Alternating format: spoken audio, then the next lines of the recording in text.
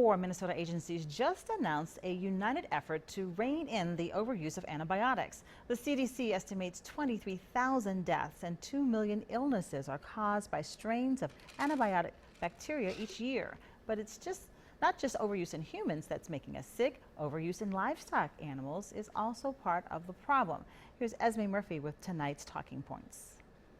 The 5-year initiative announced late last week is being led by not just the Minnesota Department of Health, but by the Minnesota Pollution Control Agency, the Minnesota Department of Agriculture, and the Board of Animal Health. Some of the efforts will go towards doctors, making sure they are not overprescribing. There are also efforts aimed at patients, urging them not to pressure their doctors into prescribing antibiotics. And there are warnings for farmers and consumers.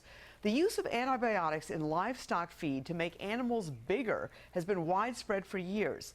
Public health officials now believe when humans eat meat from animals who are consuming antibiotic feed, resistant bacteria can get passed from animal to human.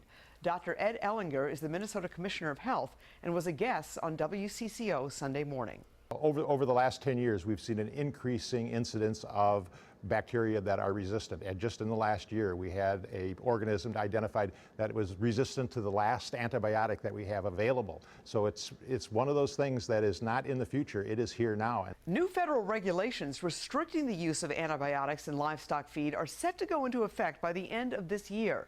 But there are questions about how those restrictions can be enforced. You can watch WCCO Sunday mornings with Esme Murphy and Mike Augustinek every Sunday at 6 a.m. and 10:30 a.m.